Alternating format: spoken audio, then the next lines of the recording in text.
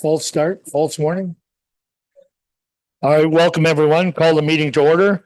Welcome to our Thursday, April 3rd, special meeting for the budget. And we'll call this meeting to order. Everyone's here. Disclosure of pecuniary interest. If you have any, please forward it to Alan and all but Ralph. Okay, at this time, we're going to turn it over to Ralph when you're ready, and you're going to present budget deliberations for today. Thank you, Mr. Mayor. First correction of the day is I'm not making a presentation. I am going to basically be the moderator for the deliberations. Unlike my predecessors who like to baffle you with instead of actually letting you do your jobs, you'll notice there's a little bit different context to how we're doing things. You're going to actually be doing line by line reviews. The directors are here in order to answer any of your questions. They're the subject matter experts. I'm just the record keeper. So I'm not going to attempt to give you answers on things that they are doing. They're going to answer for themselves. What you will find is that this process can go very quickly, or it can take a long time depending on how many questions you have, which is why you received the book a week ago. And your homework was to go through and tick off those things that you were curious about, things that you wanted to have some information about. Hence the reason why I'm not doing a presentation. I am not going to spoon feed you the answers to all of your potential questions, hoping that you'll not have any.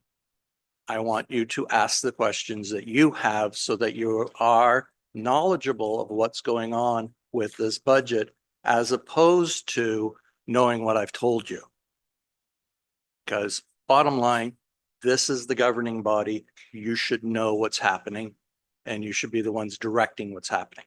So slight change of how things have been done compared to the past. A few technical glitches so far, but we'll get through the day and it will take as long as it takes. But it should be, I think, a more useful exercise than what you may be accustomed to. So the budget book, and it's referred to as the budget book, not the proposed budget, because this book is going to be yours for the year. You'll notice that it has 5 main tabs. The draft budget, which is already in the book for you to review. You'll get the final budget once you've approved it, and you'll get a hard copy of it at detail level so that you can review it during the year whenever you have questions. Sometime after June, hopefully in July, but more likely August, you will get a second quarter variance report that will go into this book so that it's in the same place as the budget that it's supposed to be talking about the variance to. Later in the fall, you'll get a third quarter variance report. It'll go in this book, so everything's all together. You can see the continuity of what's happening. In those variance reports, the directors will be forecasting where they expect to be at the end of the year. So you'll be able to see the progression of how we went from what was decided in the budget to how we reacted to what happened during the year and how we mitigated any deficiencies and or how we took advantage of any opportunities. Then the last thing that'll go into this book will be a draft of the financial statements. I don't know how much council has been involved with the financial statements, which don't look anything like the budget, but those are your actual external facing statements, and you should understand what they're telling the world. So we will include that as the 5th piece of this book. And those will be the statements that will be going to the auditor for review. We have some visitors. So if we go to tab 1 of the book, you'll find the report that I did to give you a quick summary of where we are, a little bit of a comparison of some other jurisdictions that have already gone through this process and are done. And gives you some highlights. Then when you get to sub-tab 1 of 1, you get your most important page as far as constituents are concerned, the tax rates. What are we suggesting for the tax rates? The budget that has come through the budget committee requires a $9,392,325 ask on the levy. That will require, based on the current assessment roll, a mill rate of 0.00872303, which represents a 2.69% increase compared to last year's mill rate. There's a number of different things that are going on in terms of why and how that is, and it's explained at the bottom of the page for you in terms of how much the assessment roll has gone up. That assessment roll increase has already allowed us to absorb part of the increase in the operating and capital budgets, and therefore keep the increase in the mill rate down to 2.69 if that's what council wants to do. Now, we can call it quits right there and say we're good and go home, or we can look at the details. Your choice.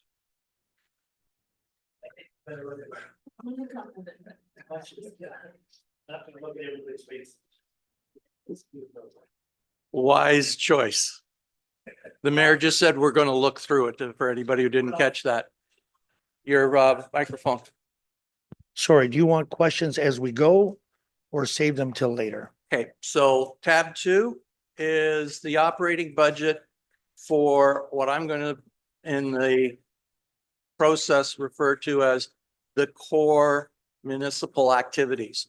So this is those things going on that do not include water and wastewater. So these are all the levy funded activities of the corporation, as opposed to the user rate water and wastewater activities.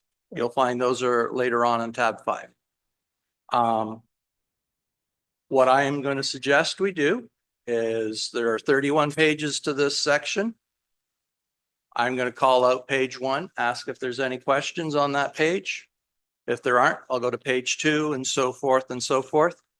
In future reiterations, I will have hopefully got this fine-tuned to the fact that there is a sub-department per page so that we can talk about each of the sub-departments going forward. So you'll notice on page 1, there is a subtotal there for what is the council requirement from or contribution to cash. And you'll see that traditionally we've had fluctuation in how much that section of the budget requires in levy. This year, you're going to be looking at $227,885, which is exactly the same as what we budgeted last year. And there's no real change in that area other than you'll notice some corrections to transfers to and from reserves that were flowed through here as a offsetting positive and negative, which was just somebody taking a shortcut. So that's been adjusted for. So if there are no questions on the rest of what's on that page, we'll move to page 2. Councillor Daigle. I just have a question on the council benefits. I see we got 19.7 budgeted. Is that including benefits possibly for the councillors who presently do not have? It is based on the bill that we were receiving. So it's based on those counselors who are taking benefits currently. I know that there's some question as to expanding the takers on that. But without knowing who they are and what those prices might be, we did not include those numbers. If it is council's direction to investigate expanding council's access to benefits, then we would do that as a in-year adjustment and take care of going through the actual benefit cost process and council making a decision on whether to add those costs. And I'll deal with how do I make the bottom line work as part of mitigating during the year. Okay. Mayor, Mr. Mayor, do you want these issues brought up now as motions or taken at a later time?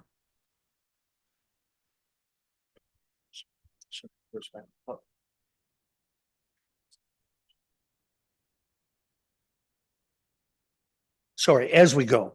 So yeah, that would, if you're wanting to make a motion, go ahead. I'd like to make a motion that council revisit the benefits for counselors. Certain benefits, counselors are out because of age. But there is definitely, it brings about a difference in remuneration that counselors are getting from one position to another. And I'd like that revisited. Okay, thank you. You're making that a motion, so I'm looking for a seconder. Is that a seconder, Councillor Irwin? Seconder. Okay. Do we need discussion on it? I do have a question. Go ahead. Which may or may not be related to Councilor Dago's motion. Okay, My question is in terms of salaries and wages, I see that it's consistent with 25 is 24. Was my understanding that there was a 2% increase for 25 once this budget is approved. Am I incorrect on that? There's a 2.6% increase in the wages. What you will find is that the allocation of wages to the different sub-departments is not as sophisticated a process as I would like. It's just an Excel spreadsheet that we run. What I can tell you is that, as you can see from prior years, the 120 range has been fairly consistent and the actuals have been not. So it's a question of having to fine tune how that is done and how it is controlled. I had a spreadsheet that I inherited and worked from for everyone's wages and benefits and worked with what I knew. So I would say at this point in time, when it comes to salaries and wages, not just for council, but for everyone, we're talking probably somewhere between 2 to 3% plus or minus in terms of accuracy.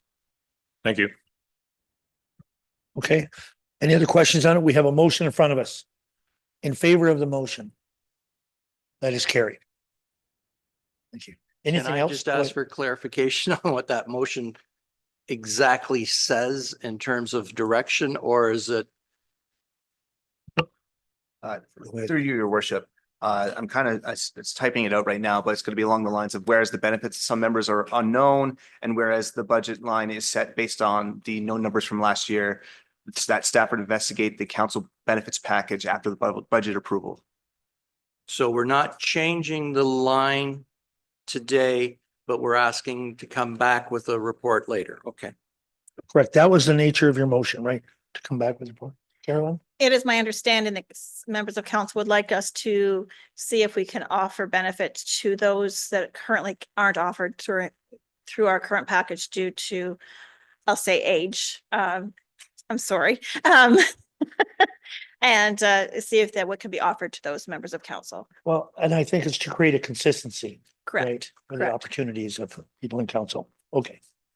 If there's nothing else on that, we're good? Let's carry on. Okay. Anything else on page 1? So moving to page 2, starting into general government, which runs a couple of pages before you get to that subtotal, you will find that this area now starts to include not just operating, but you're going to find your capitals in here as well. So at the end of this section, you're going to see transfers to and from reserves related to capital. So the old adage that capital is something that happens over there in that other spreadsheet and doesn't actually impact your operations is not something that I'll be supporting. So what you will find is that in here are the information for capital. You will find in this piece of the area, all of the transfers to and from reserves that relate to covering the cost of capital. There'll be a second section where the actual capital is dealt with. But what this does is it ensures that we're tracking the cash that has to move from levy or other sources into the reserves to then pay for your capital, as has been the tradition here of paying for capital from reserves. But you have to make sure you're actually putting the money into the reserves. So you're going to see that captured in this section. That's why you'll see a large increase on page 3 when we get to it. But you'll see similar as we go through. So getting back to the page itself, I want to explain the very first line, proceed from loan. We got a loan for $2.5 million from the county. In the old system, that $2.5 million just went into your bank account and went to pay back what you had spent on capital. Nowhere did it recognize those proceeds. So nowhere in your cash requirements did it recognize what was happening. What I've done is introduced proceeds from loans as a line to capture the fact that when you go out and get a loan, that loan arrives as a cash receipt. And later on, I'll show you the mechanism for removing it because it's not a true revenue when we get to doing your statements. But for the purpose of figuring out what your cash requirements are, we need to track all of the cash movement. So those proceeds need to be shown here.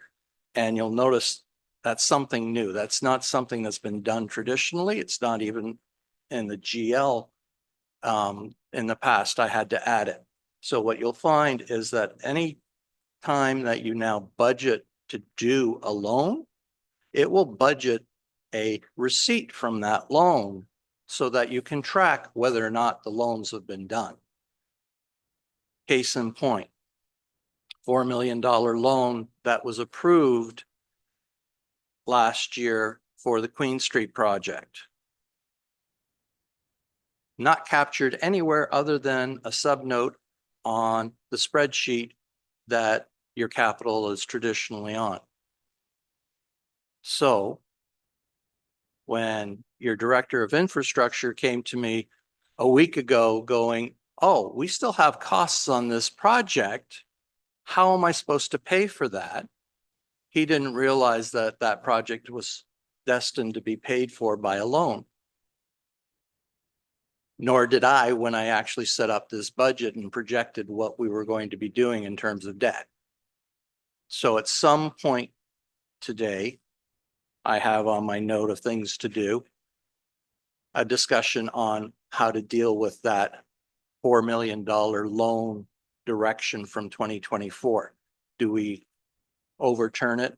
Do we fulfill it in 25? Or do we find another way to make things happen? So this mechanism will make sure in the future those kind of things don't happen again. The rest of the lines are just basic things that are happening, operations, So if you have questions on those, we'll try and answer them. Counselor. Adrian, go ahead.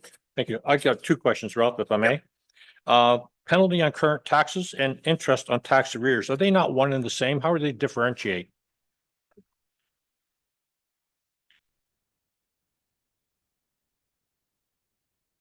Two different things in that what you're not seeing is the exact detail line that they come from. So they come from a couple of different spots. The penalty on current taxes is if I have a penalty that I charge you in this current year. A interest on tax arrears is you have an outstanding account and we're charging you interest on that. That is defined differently in that it's a percentage of your outstanding balance that accumulates monthly until you pay it. A penalty on current taxes is there is a issue with your tax bill and you're being penalized because you didn't recognize a certain aspect of your property. There are different things that might come through. Normally, penalties are driven by MPAC. Interest is driven by us. So it's more or less a distinction of who's nailing you on that cost. Okay, so again, might get nailed twice then. Okay. Yeah. The other question I have is down lower, GG, I guess, and it's education and training. It's up 150%, which seems high. And I'd just like to have a better understanding of how we got to 150% increase in training and education. It turned over staff. That's what I thought. So what that represents is one, we need to get caught up on the basic training of a lot of the staff. Secondly, there's a lot of new software that's been installed over the last couple of years. And part of the reason we're not using it properly is because we didn't train enough people to know how to work it. So what you're seeing there is correcting that past, how shall I say, let's go frugal on the training. We'll just train one person and then they can come back and train everybody else. You'll find it doesn't work. Thank you, Ralph. Okay, just before I go to the next counselor, I have to say, Ralph, that is, I know council's never tried to cheap out on training. Like, for lack of a better term, we have talked about that. What do we need to train our people properly? And to be honest, that's good money spent to do the proper training. Carolyn? Can I just add to that specifically? I think in this line, it's a lot of the VADM training that was needed for specifically some staff within the finance department. I'm not saying it's just them, but there was significant training needed in that area. Okay, Counselor Owen. Thank you, your worship. Through you, two questions. Our OMPF allocation is not decreasing in 2025. Can you explain that? I thought it would be. If you take a look at the track record of what the numbers are, we're told what the number is going to be each year. So we're usually pretty good with it. And that's the number we've been told. Good. So I don't know why it's exactly the same. Oh, I'm happy with it. I'm just, But but it was on the path to decreasing, so I'm curious why. All right. And then my second question, your worship, insurance premiums. Previous budgets, we've talked about a total insurance premium. I think they were split amongst various buildings and projects. And the thought was if we put them as a total, we might get some relief because of the large number. Now, this is not the total insurance premiums. no, what it is you're seeing there is the allocation to this area based on who owns what part of the property that's being insured, the vehicles that are being insured. So a lot of what you're seeing is insurance premiums in individuals. If you go to the next tab, under tab 3, where you see all of your costs are done and split out by what kind of cost or revenue, you can chase down, and it'll take me a second to find the page. But we should be able to find insurance premiums on not a revenue, so let's go to the next page. This would be so much easier to do if it wasn't just a spreadsheet. What page are you on? Page 4 of 7, 2/3 of the way down the page. Okay. Insurance premiums. Over here. Okay. I got it.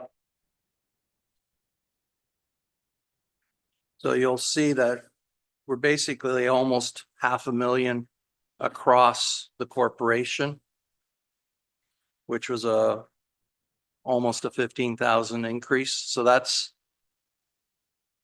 where you would look at how are we doing overall with all of our insurance policy, as opposed to how do we allocate it out to each of the different areas. Thank you, because we did ask for that previously. I don't think I've seen this number before. Now, I will point out that that insurance premium of 478 is just this area of the corporation. There's also a number in water and wastewater Right. for their insurance portion that is different from this one, just so that if somebody who happens to know that the invoice was 535,000 wonders why it only says 478. Okay. Thank you. And I think it's important to note that it's only a 3.2% increase for our insurance in total. Correct. Okay. Okay. Counselor Daigle. Thank you. Going back to the page we were on, penalty and interest on taxes. Are we currently charging that on a monthly basis? No. So, Currently, Mandy and Jana are working on getting the tax bills and the water bills out in a timely fashion and accurately. With the change to the new system, that's proven to be a challenge. And therefore, we have elected not to charge penalties on balances that we can't substantiate as being 100% accurate. so are we overestimating by putting $70,000 or possibly $110,000 in possible revenue that we may not be able to put on?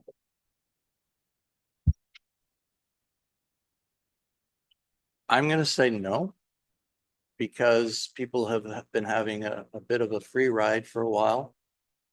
And they have let their amounts, how shall I say, grow in arrears.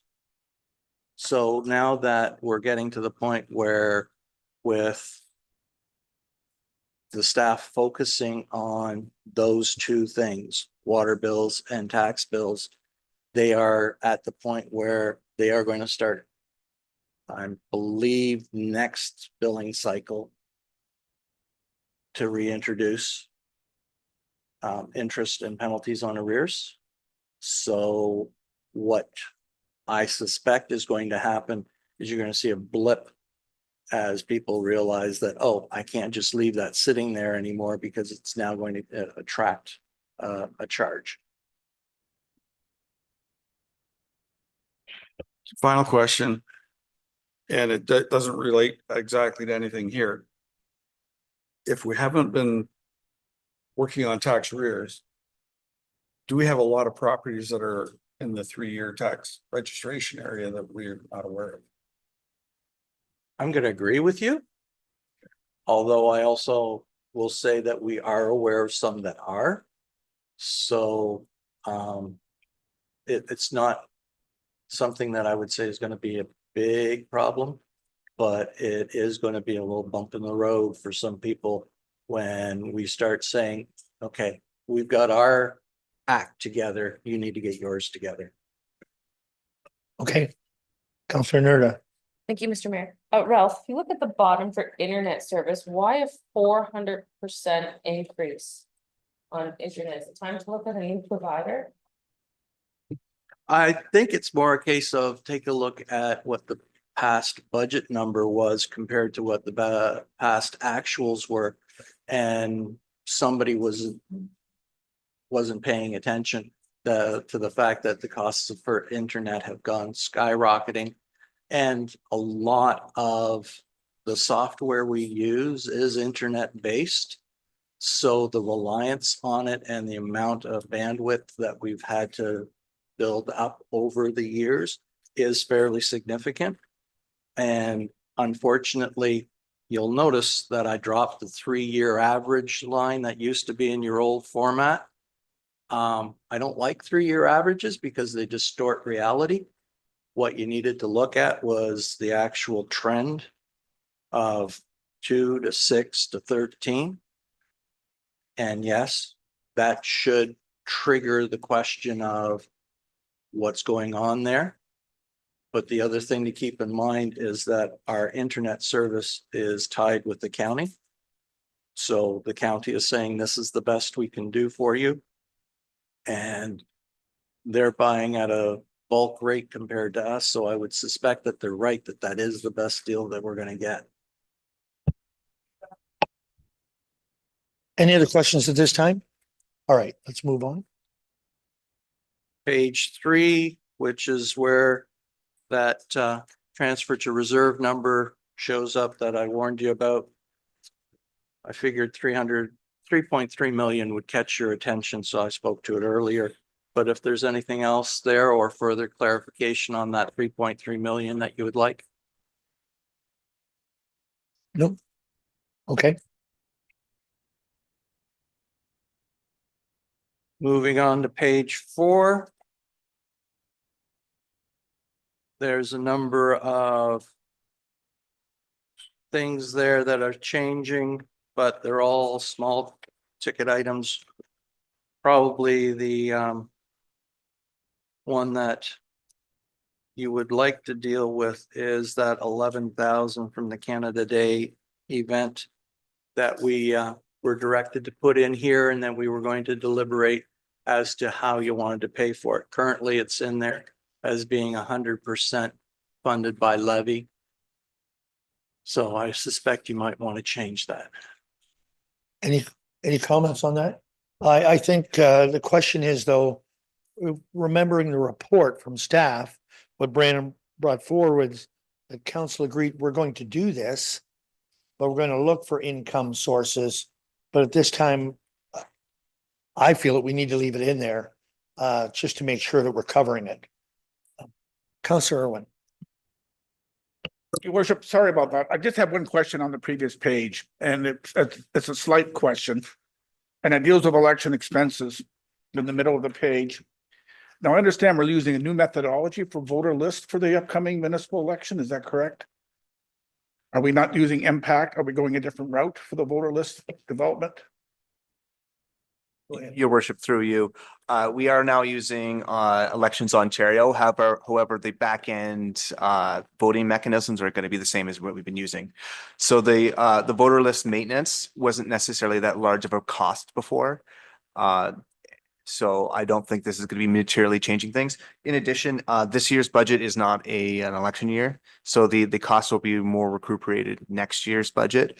Also, in line with the Municipal Act and the Municipal Elections Act, this particular line of the budget is actually outside the scope of council, but we include it to be open and transparent. I have a follow-up question. So if we have a new voter, we will have a new voters list. That's correct. Are we then going to be sharing that with the county so we can get our second seat back in county government? Your worship, I can't speak to that right now if you'd like me to. Yeah, yes. Okay, so slightly outside of the budget process, and maybe not a large conversation, but I have confirmed with the new voter list that we're at 4,813, which means we are not qualifying for an extra seat. Well, sorry, I changed my mind. I don't want you to speak on it right now. My apologies, Your Worship. Okay, Counselor. All right, any other questions right now? No, let's carry on. So regarding the candidate aid, event expenses of 11,000, council's fine with just leaving it as is. Okay. Moving on to page 5, we now get into some of the operating departments themselves. So page 5 is the first part of the fire and protective services area, which carries on to page 6. You'll see that the area is broken down into a couple of sub-departments that each have their own requirements. And again, just to preempt the question, there is midway down the page where there was traditionally a $550,000 transfer to reserve that came in this department's budget that is now been centralized in general government so that it's controlled a little better.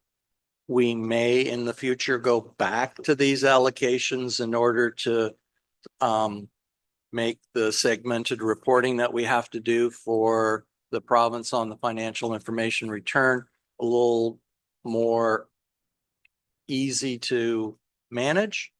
But at this point in time, I'm more concerned with controlling what's happening with the reserves than I am worried about the segmented reporting. So we'll deal with that possibly in a future budget. Okay.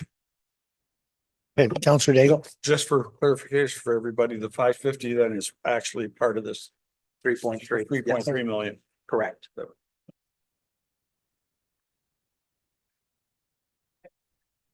Go ahead, Counselor. My question is for the fire chief.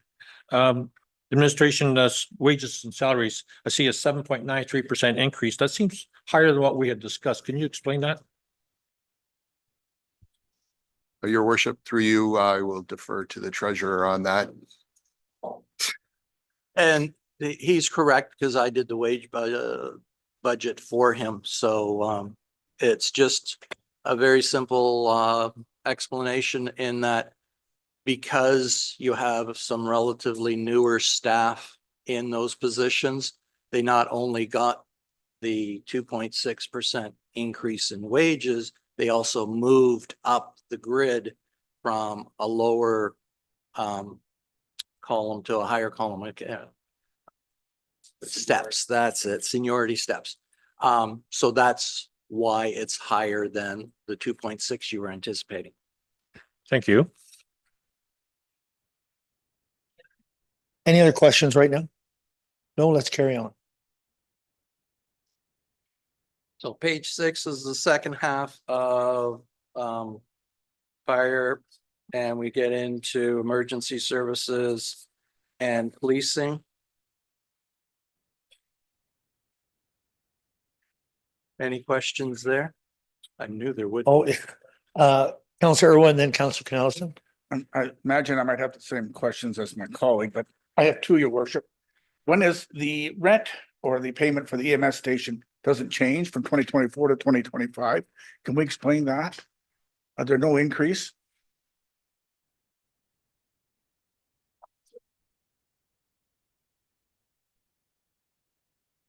Just trying to find it. Middle of the page.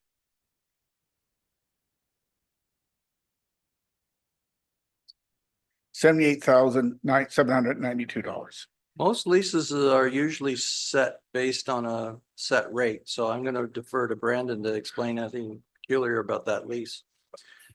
Through the mayor to the council member, I will look into that and make sure that it's accurate, but I do believe it's 5 years, significant increase, 5 years, significant increase. I believe that's how county does their leases, but I will check and make sure that that number is accurate. So it's just to clarify then, they have the same rate for 5 years. Yes, but it's already stipulated on what after the 5-year mark is, what it goes up, and it's a significant jump of about 10 or 12%. So Okay. that's the method that the county uses, I believe, is they lump and then it's similar to our play school, how our play school set out. So thanks. A follow-up? No, second question, no fault with that. OPP contract. Now, OPP got a significant increase this year, and we got an offsetting amount to address that one time, which I asked the treasurer before the meeting, isn't really shown here. My question is, how much is that offsetting amount? And will we see that in future? And if we don't, then I just want council to know we'll have a double increase next year. As we discussed earlier, I believe that offset is actually netted against the cost. We receive it as a credit, not as an actual cash flow. So it would be in that $1 million line that you see there. And yes, it is a deficiency of how we do budgeting and something that I want to address in what we do with budgeting software going forward, that there should be a capability to say, here is a base budget of recurring items that always will be there. And are those things that are susceptible to your usual inflationary and collective agreement type things. And then there should also be the ability to have the distinct one-time operating things that are not recurring, whether it be a savings, a cost, and that would be how you would show, for instance, oh, we've added a position mid-year.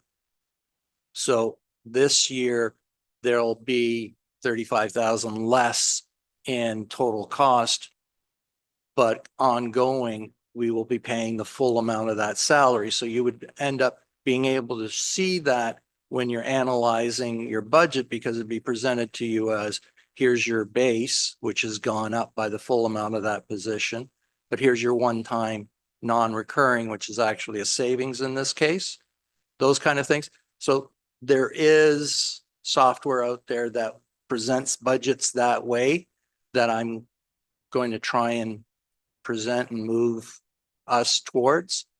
But based on this simple Excel spreadsheet, I can't give you that kind of detail.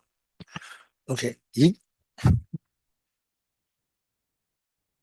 I just want council to be aware, we might have a double increase in OPP next year, because our decrease this year, I'm sure it was simply coincidental, happened during an election year. One time, I'm sure that there's no correlation. But, So- But to your question, Counselor, that when you go to good roads, that's always a topic of conversation. But unfortunately, this year it wasn't, because there wasn't anyone to talk to from the province. So, but that always comes up and it's always conversation, but there was no answers to any of this year at the conference. So that was the other thing. Brandon, you had some. Through the mayor back to the counselor on that first question on our lease with the fire hall. It is an error on our side. We will be collecting 886,671.20. So the first increase of about 10% takes place January 1st, 2025. And then we will see our next increase on January 1st, 2029 of about 10% again. So that is how it's structured. We will update those numbers. Part of it as we move forward is facilities will become all of facilities will fall to community services. So next year through our budget process, we will be looking after all facilities as well. So those numbers should be updated. Thank you for clarifying that, Brandon, because I was going to do some checking on that. I was going to go, whew. Yeah. Okay. Any other questions at this time? Councilor Knellson. Thank you, Mayor Rob. My question is for the chief again. And that's near the top third of the page, contracted services. Going from what, $1,500 to 18,000, which is 1,100% increase. Can you help me understand that?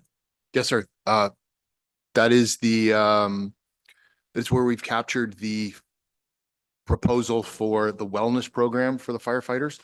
So the program that's being implemented across the county, Sorry,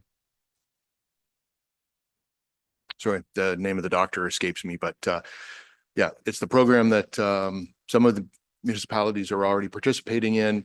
And again, the treasurer and I spoke, and that's where it should go because it's going to be paid monthly. So it goes in as contracted services. So this is something that you're proposing because it hasn't been approved yet. Is that correct? That's correct. Should we have a discussion on that or I feel we need to have a discussion on that. I'm not sure. Does anyone else feel that way? Council Keel. I would just like a little clarification. This is outside the EAP that is already provided. That's correct. And so this would be, I guess, in what facet would this be under? So where this comes from is the model that we have been using in the fire service, the one that we have been implementing, and in fact, we're called into yesterday even, is probably outdated. We do a diffusing immediately after a call. We do a debriefing a couple of days later, and then a few weeks after that, we do some follow-up. The way that things have been moving is peer support. To be perfectly frank, our EAP program is not helpful to firefighters. I have had somebody call the EAP program and they made that person cry because she couldn't understand what we were going through. So EAP may be great if you're having some financial trouble, you're having some marital trouble. The kind of stuff that we're talking about is not handled by our EAP program. So this is peer support. The psychologists that some of the other departments are working with and across the county that we're talking about is he will vet and train our personnel. We use an app so that if somebody is having a tough time, they can get on that app and anonymously say, hey, I need to talk to somebody. Somebody will get back to them. Somebody will work with them. And then the psychologist that we're working with will give priority to taking that person as a patient. Yeah, EAP seemed like a great idea. The model that we were using was working. There is something better out there to support our firefighters. And that's what our neighbors are going to. And that's what we feel we should be going to. Go ahead, Councilor. Just one more question then, Greg, then I'll ask you, is this service, is it custom to North Middlesex or is it broad across all county emergency services? So meaning, can we get a bulk discount? Should we connect with the county? So a couple of the municipal department or the departments within the county have already gone to this. That's how we came to know about this program. Because we are later in the budget process or later in the year doing our budget process, we are able to do that this year. The other departments are hoping to get on board with it when they do their budgets later this year or early next for 2026.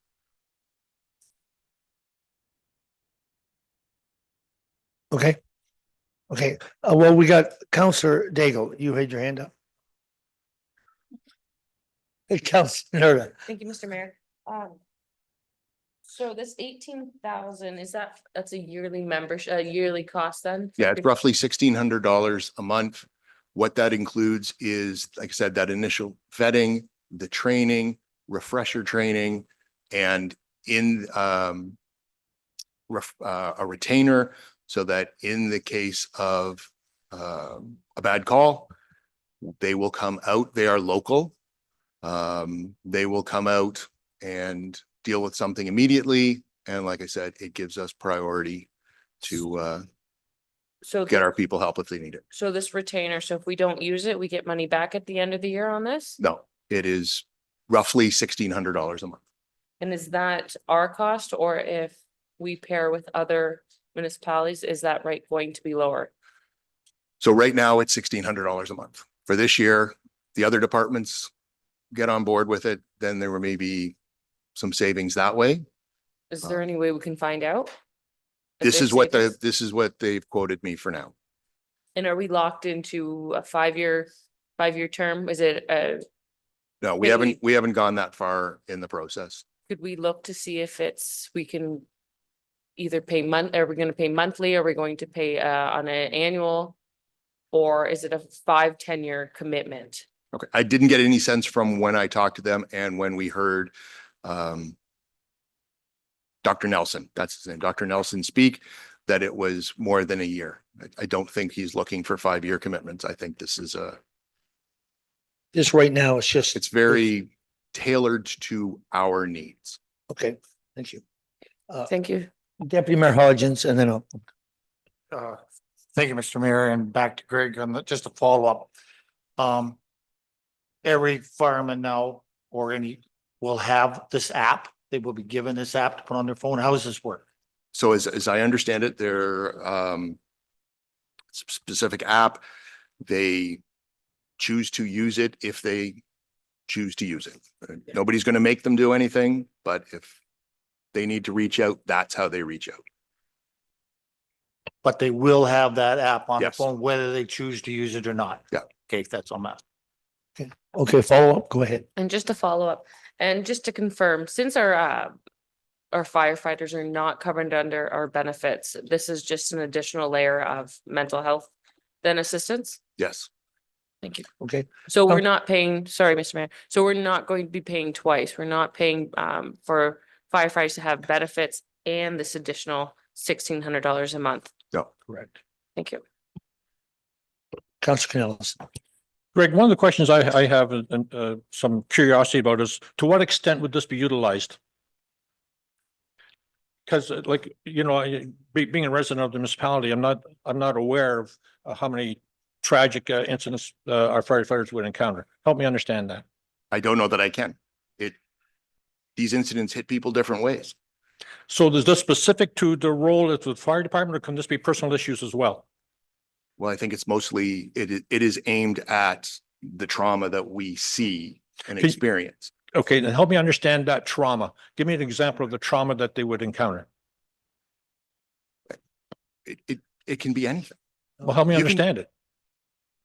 You can go to a minor, you know, what people would consider to be a minor motor vehicle collision. But the child in the back seat of that car is wearing the same sleeper as your child. And that brings up those thoughts of what if this happened to my kid while I'm out here doing this instead of being at home with my kid? It doesn't, it can be, we talk about, you know, whether you want to use the analogy of a glass or a pail. All of this is a drop in the glass, a drop in the glass, a drop in the glass. One more drop and it's going to spill over. I think, and I don't know where the rest of you stand, but from my perspective, I think I would like to get additional feedback before we proceed with this, to have a better understanding of how this benefits the individuals. I think I need that clarity. That's where I'm at. I don't know where everyone else is. Okay, I think that's council decision. Do you want to leave it in the budget? I would point out, it is a cost about $30 per individual. So, you know, breaking down, it's not like there's only 10 people involved. I'm just because we did speak to this at the committee. We did speak to this at the committee. And, you know, it boils down to, I think to Greg's point, if I may, boils down to there's different triggers for everybody.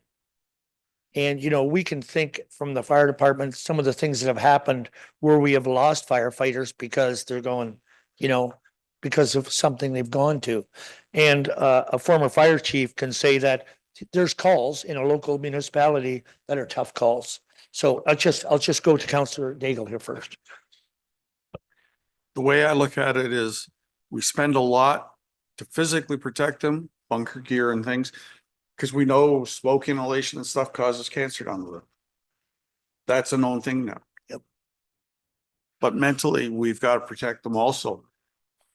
These people aren't trained professionals in the sense that they're ambulance drivers every day, or you go to a car and your neighbor's there ripped apart, or a child or something.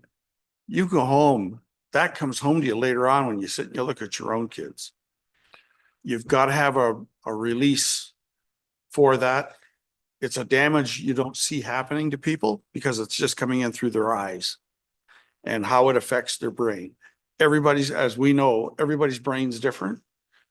You see the same thing and every one of us will have a different effect from it. But we're not paying these people large amounts of money for what they do. But I think we got to take care of them mentally and physically for what they do. Thank you. Do you have a follow-up to it I first? do. Okay, I think, I don't disagree with anything you said. I really don't. I think one of the issues that I have is that we did discuss this at committee. I do not recall it coming to council for discussion before it came to budget. And I have some concerns around that. I think Okay. this is kind of I'm concerned about how it's being brought to us today. Okay, and I would prefer that we have some dialogue on it before we approve it. Can it stay in the budget? I have no problem with that. But before we proceed, I think we have to have extended dialogue on it before we approve it. okay, so you're not saying take it out of the budget line. It's got to be in the budget line for us to have it. I'm Correct. saying that it can stay in the budget line, but I think that we need to have a discussion about it in regular council meeting, whether or not we're going to go Okay. ahead with this, because I feel it should have come to council prior to being in the budget. Okay, okay. Counselor Keo, and then I'll come to you, Ralph. I agree with everything Counselor Cornelison says, because really this is just time consuming at the budget Right. point. If we have programs such as the EAP that are not working, let's hear about it. Let's get some feedback on it. Let's not hear about it on a figure. That's what I'm getting at. So perhaps maybe some more detailed recording and reporting would certainly streamline this process in the future and give us a better understanding as well. I think that's reasonable to ask for council to get a better understanding. But I also agree with you, Councilor Cornelison, that needs to stay in the budget for us to be able to initiate it. Was that Ralph? You had your hand, you wanted to. I just have a procedural problem with the concept that every item has to go through a regular council meeting and debate after a council committee has reviewed and reported on an item before it goes to budget. What you're essentially doing is creating a process by which the budget is predetermined before you actually deliberate on the budget. And you end up similar to this year, where half of your capital budget was pre-approved before we actually even started talking about how much should we do in capital work this year. The same kind of thing is going to start happening in your operating budget, if it hasn't already been happening, in terms of saying we have to deliberate on everything before it even goes to budget. So then that would mean that this item would have been discussed, talked about, would show up here, and you wouldn't have the option of saying no because you've already committed to that. In which case, we would end up not having a budget deliberation. It would just basically be, oh, here's a sum of what you've done this year in terms of setting next year's budget without ever actually looking at the big picture. And you nickel and dime yourselves into a hole. Okay, thank you. Is Councilor Irwin? And Just to then, move and the then I want to debate- move on. Thank you, Your Worship. Just to move the debate along, can we just simply leave this in as a one-year trial, have a report at a future council meeting, and then in future, see if we want to make it an ongoing program? I think from our conversation today, we're not talking about taking it out of the budget. I think if we want to see a report on this program to see how useful it is for our firefighters, that's a different conversation, right? And I think that is where we seem to be going, that they're getting that we're actually providing what they need for that money that we're having. So from a budget standpoint, which we're doing today, we're not talking about taking this out, correct? Okay, all right. Any other questions on anything else? Seeing none, let's go ahead. Moving to page 7.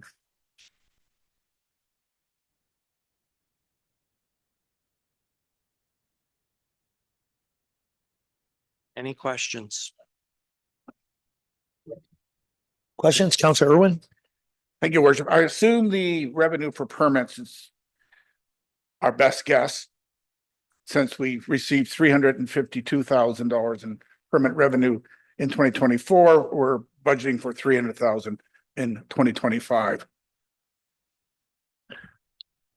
It's based on the numbers that were received from the building department in terms of what their expectations are. So what you will find is that this whole area is a zero impact on levy. It is forced to balance between what the revenue is versus the expenditure. And if there is excess revenues, they go to a reserve. If there is not enough revenues, it comes from the reserve. So speculating as to exactly how high that revenue is going to go is not going to impact your levy. So it's one of those cases of these are their expected expenses. We've balanced it off with expected revenues. And similar to the way water and wastewater works with user fees, the building department works as a microcosm of that kind of a scenario. So we were essentially lowballing the revenue because that's all that's required based on their expected expenses. Counselor Nerda? Thank you, Mr. Mayor. Ralph, if you look at the bottom under the building for professional services, what professional service are we requiring 275,000? When last year we only we spent 142. What is the? Well, Go ahead, that's Sam. The director. Through your worship to the counselor, generally speaking, for any development that's somewhat larger than a severance or a couple lots kind of thing, we seek third-party review. So again, to Ralph's point previously, we incur fees for professional services, but it does get billed back to whoever those fees are for whatever development it is, and then those fees are paid back. So it's generally speaking for third-party engineering review services. And then if we do have legal services, it's the same sort of thing. Okay. Thank you. Okay. Any other questions in this? Seeing none? Page 8 is animal control and bylaw. If there's any questions there. Counselor Nelson? Yes, on the bylaw salaries and wages, given that this individual has a dual role, is that just a portion of his salary? It's an allocation here for his time on bylaw. If I remember correctly, without double checking, I think this individual is split across 3 different allocations. Right. Okay. Okay. All right. Any other questions? Moving on to page 9, we get into roadways. Counselor Nelson? My question is for Brandon. The thing that stood out for me when I was going through this, the salaries and wages, a decrease to 78%. But I thought we hired more people. I'll take that one. Yeah. First, we want to say thank you for that, but anyways, yeah. Go ahead, Ralph. You're going to take that. As I've explained to a number of different people at different times, the salary and wage allocation and benefit allocation is just done by a spreadsheet based on historical averages and whatnots, which is, as far as I'm concerned, totally inaccurate. You'll see where you have a correction that we have to do on another sub-department later on. But basically what you're seeing is my allocation out to the departments is different from what had been captured in the budget previously. I'm not sure if I'm more correct or if the old one was more correct, but the bottom line is I need to find how payroll is allocating it and figure out how to predict what payroll is going to do so that the budget actually means something. At this point, like I said, salaries and wages overall in total within a 2 to 3% accuracy. the individual allocations to the departments, I wouldn't give you a $5 bill for. Go ahead. Brandon, this one I think is directly for you. I think you are going to have to answer this one. Radios, license and repairs. If everyone has cell phones, why do you need radios? Through your worship to the counselor, we still have our two ways in our vehicles. So they're not on their phones if they're road operating, they can answer each other through that. It's more of a safety thing that way. To keep them going. Oh, And okay, if cell phone networks go down, our two ways still work. okay. All right. Any other questions on that? Seeing none, we'll keep going. Page 10 of 3, we get started into bridge maintenance, grass and weed cutting, and a few other areas. Any questions there?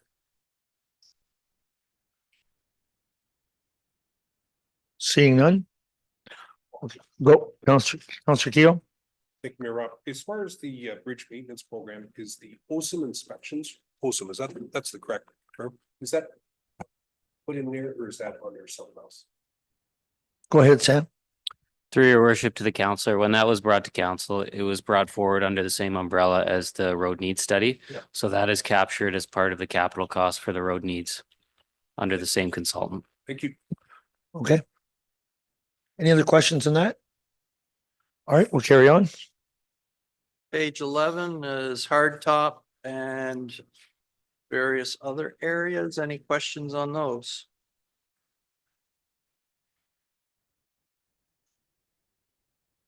Seeing none.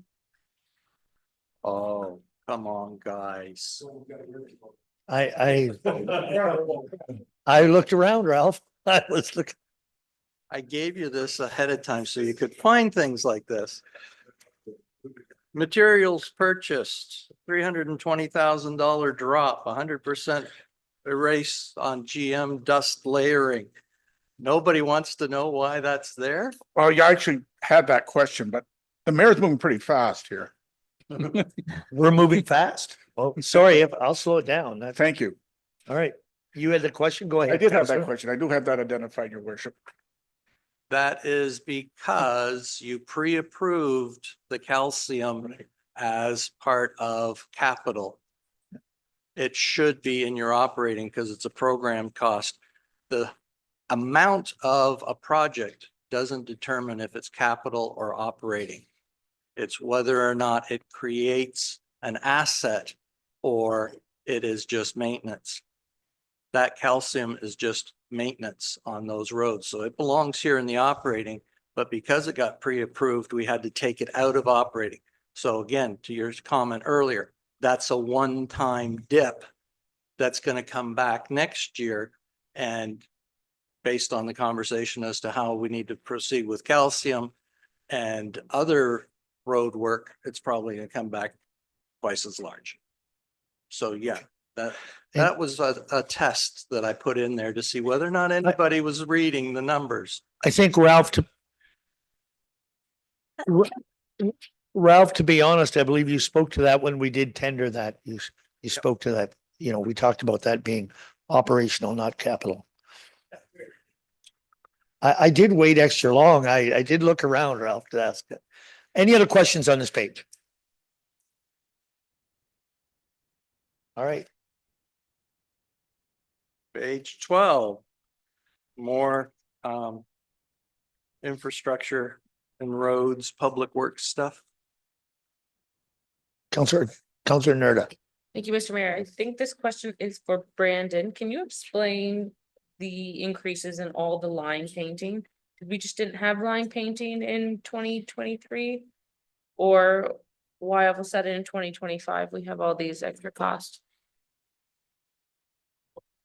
Through your worship to the counselor. So yeah, for line painting, we're still contracting all our rural roads for line painting, but we're starting to do in-house painting our parking lots that we need to do by minimum standards. And doing all the intersections onto our side streets in towns and that.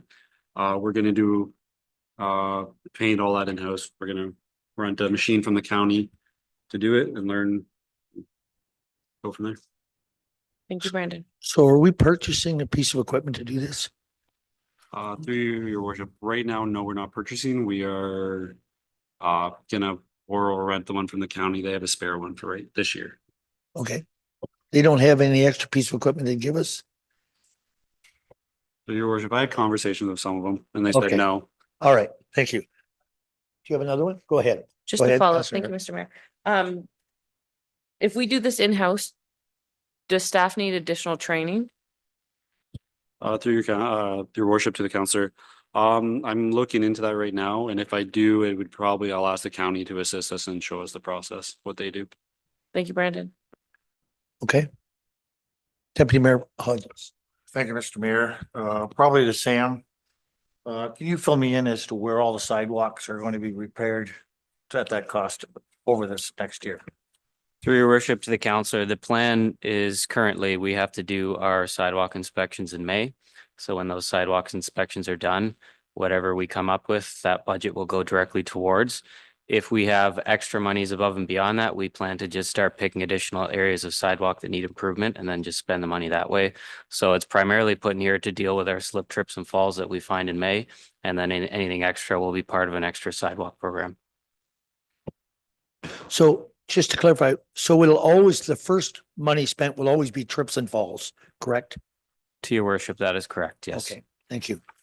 Councilor Canellison. Oh, Brandon, go ahead, Brandon. You want to speak to that again? Yes, through your worship to your counselor. So yes, and we do have community services have some sidewalks and parks. We added into this. Right. We took out of capital, added into this to do the process. We just added into our operations. Okay. Thank you, Councilor keep Canellison. your microphone on, Brandon. Road patrol, salary and wages, you doubled that. Are we gonna do more patrols or what? Through your worship to the council, yes, so we're patrolling every other week. The minimum standards we need to do is every 14 days. So I do have a staff member who goes out every other week, Is that year round or just the winter season? year round. What's the benefit in the summertime? Just out of curiosity. To keep up with any signage that needs to be updated, trees, this, all that. Because by minimum standards, any class 4 road needs to be done every 14 days, all year round. Like grading? Yeah, he helps, that person will help us to determine if that road needs graded or not. Thank you. Be proactive. Any other questions? I'm waiting extra long because I don't want. Well, your worship, I do have stuff identified. Oh, but- okay, but, go ahead, I thought Councilor. I'd give it a pass, but if you're waiting for me, let's go back up to road signs. What are we buying again? Through your worship to the counselor. So yeah, road signs, we're having a huge issue of stolen signs being taken. We're catching up with our retroflective signage, updating a lot of our signs that have not been done in years past. It's just the cost of all the material, posts, all that's there for posts, brackets, all that stuff's in that budget. I do have 3 signs missing from my road, your worship, so I'm Okay. looking forward to having them replaced. All right, any other questions on this? Okay, let's move forward.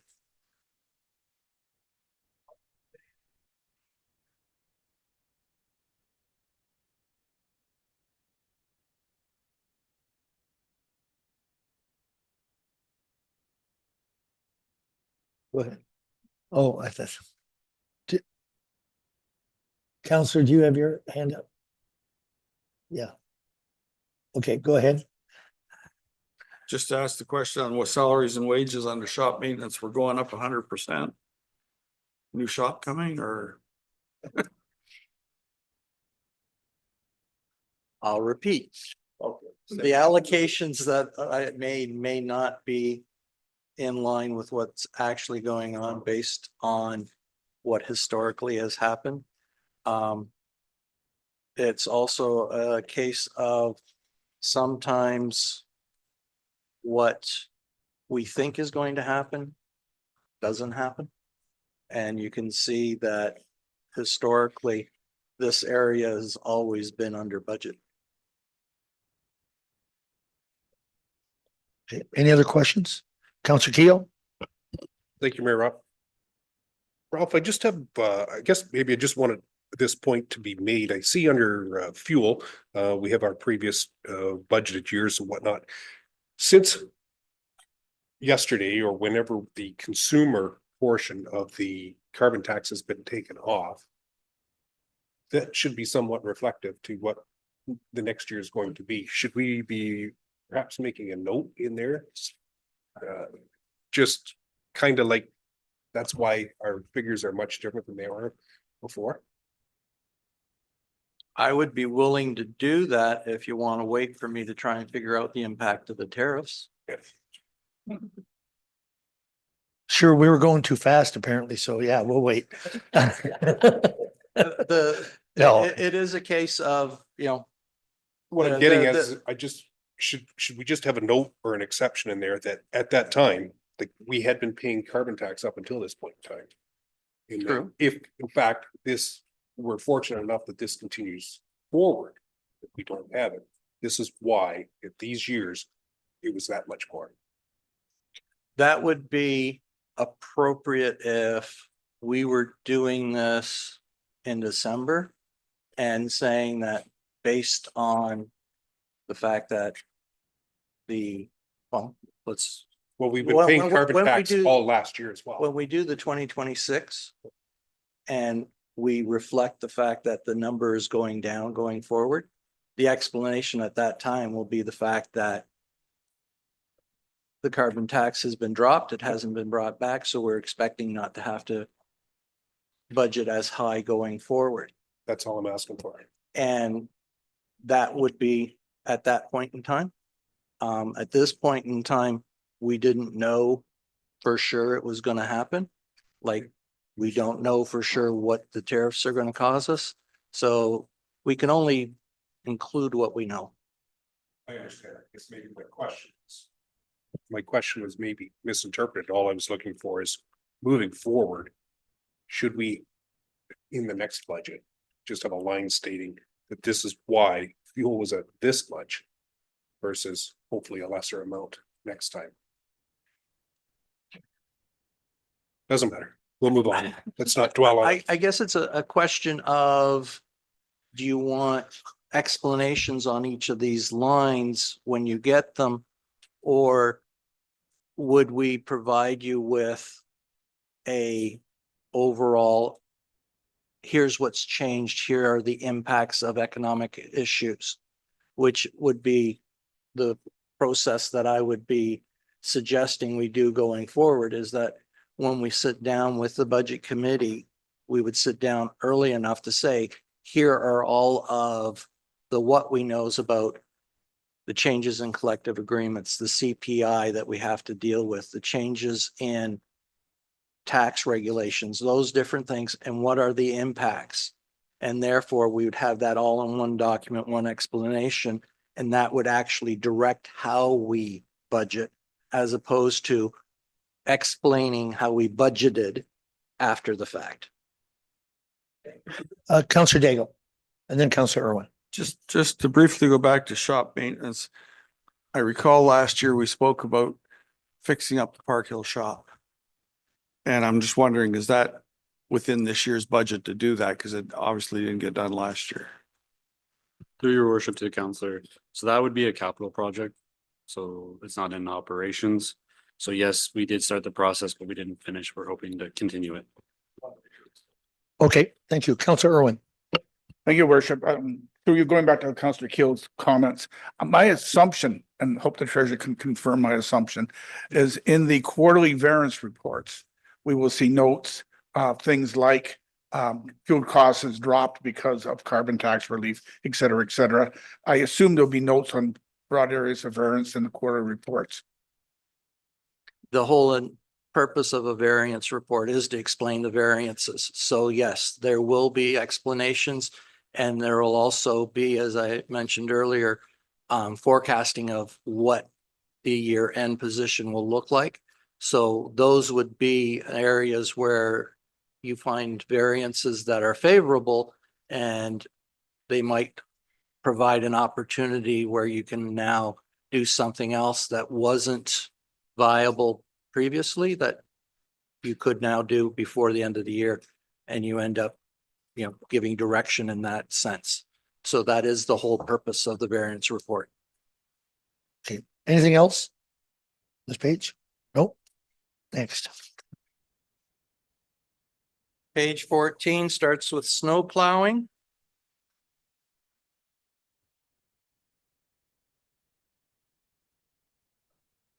Counselor Connellison. Brandon. they plowed a lot more snow for salary and wages than what we're seeing here. Does it Ralph or you answer this one? How do you account for that? Through your worship to the counselor, any wage or salary, yes, I would love Ralph to answer, but I, be honest, I don't know why it's like that. I would suggest that one of the things that I'll bring back to council in the future, and then sooner than later, is that we need to have a better work order training. I don't know what it is that we need to actually do, but we need to capture a better snapshot of what is it that we're actually paying out every other week to X, Y, and Z for what did they do? Where did they do it and where does it belong? There's all kinds of spreadsheets in Excel that have nothing to do with the actual payroll system, and they have nothing to do with the actual amounts that are being allocated in the accounting system. And we need to get those things talking to each other so that we actually get good information as opposed to, oh, this sounds like a good number. Thank you, Ralph. That's about as clear as mud. Thank you very much. Any other questions? Seeing none. Next. On page 15, I'm going to point out that for the Park Hill Transfer Station, the numbers that are presented here are going to change slightly due to a report that you'll be getting on April 9th. What I've been able to do with the director is work out how those numbers will change so that they do not affect the bottom line in terms of the Park Hill Transfer Station requirement from cash. So it is going to remain a $66,250 requirement from levy in order to run that program, but the numbers themselves will be different. There'd be a little bit of a slight reallocation between some of the lines. The specifics are in a report that's going to be coming to you on the 9th for you to review and to deliberate on options. But as far as the budget is concerned, what you will see is those numbers still will balance out the 66,250. Essentially just to steal some of my friend's thunder, we're going to increase the revenues a tad so that we can increase the expenditures to 95,050, still closing out at a $66,250 balance.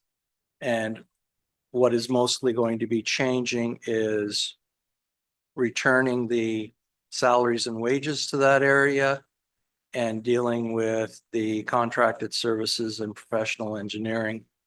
And Sam will give you the details next week as he lays out the different options of which way you can go. We've picked one that I will put in the budget, and then depending on your direction, there'll be variances to explain how things go when we do the variance report. Okay, thank you.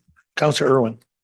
Thank you, your worship. And through you, I'm curious how the waste collection reflects the new producer pay policy for recycling.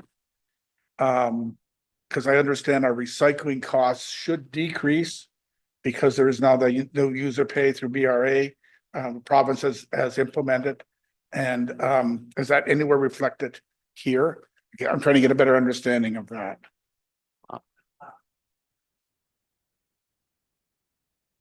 Yeah, through your worship to the counselor, I don't even think that's a question I can answer at this time. That unless someone else has an answer, I'd have to look into that. Okay. Okay, there's a few factors in there, right, to get that answer to right now? Okay. Counselor Canellison. Yeah, further on my colleague's question there on that one, for the waste collection, contribution to cash is 25,360. Is that part of what the levy would have to cover, the shortfall for waste collection? Correct. Should it not be full cost recovery?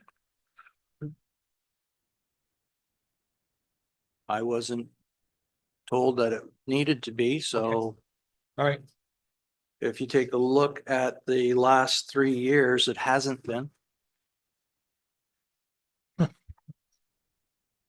thank you. Yeah, I was gonna say, we have talked about this more than once about, what should the rate be? And we had talked at that time of a service that we're providing and to have it not be full cost recovery at that time. And I think if that's something you want to see different, that would be a conversation that we'd have to direct. But that was the council's position at that time, that this was a service that we provide and there is some cost to us. Any other questions on this? Comments? No? Okay. Oh, page 16, the midway point is the cemeteries. Now, to be clear, these are the cemetery activities that are undertaken by our staff as part of the corporation's activities. These are not the trust activities, which are not part of our budget.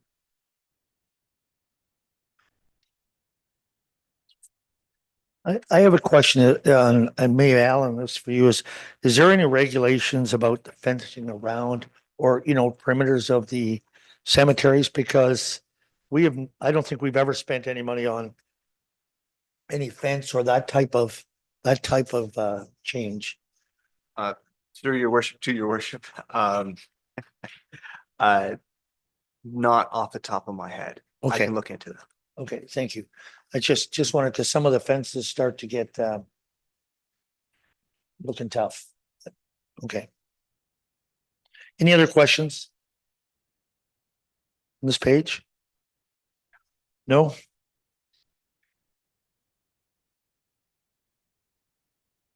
Page 17 are the balance of the cemeteries, including the closed cemeteries that municipality still has to do maintenance on. Councilor Daigle. Thank you. The Ebenezer Cemetery that we just took over, is it going to be a closed cemetery or are they going to allow graves to continue, burials to continue there? Through your worship, the details are not set at this particular point in time. The transfer has not been completed and we have not had a reference with the board. It is ongoing though.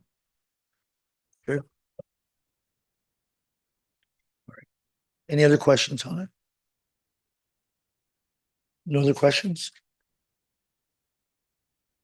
Page 18 takes us into recreation.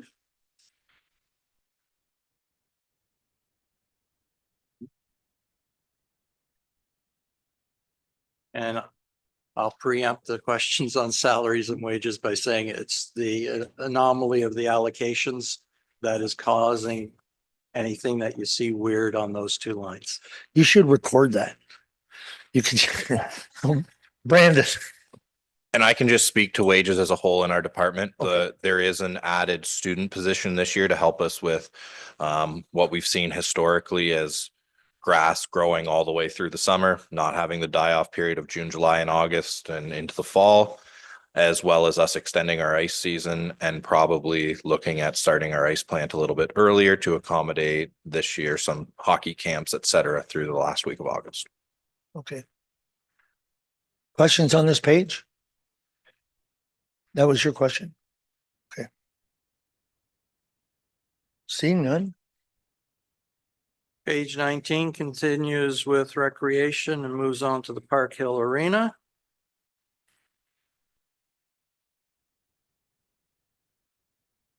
Councilor Canellison.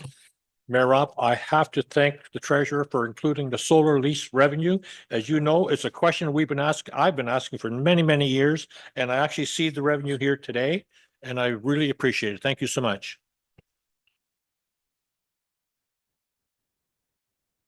And I can confirm for you that there were actually revenues in 2024.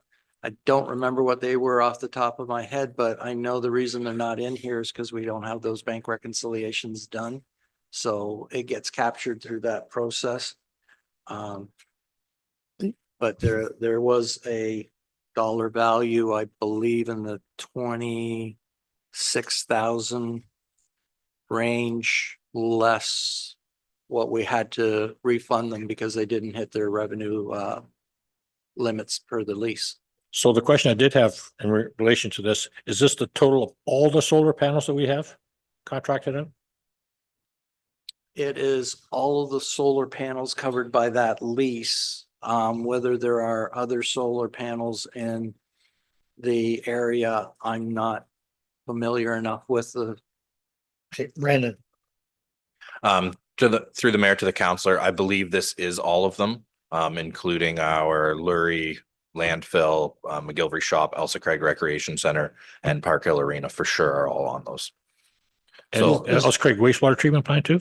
I would have to double check, but I believe so. I believe it's all one company, so they send one annual check, but we can double check, and we should probably bring back an updated report on our solar panels anyways, just to outline, here's where they are, here's how they performed, here's what we paid back last year, just so the council's fully aware of what they're making us, and then on top of that, what they're costing us, because we are dealing with roof leaks as we speak.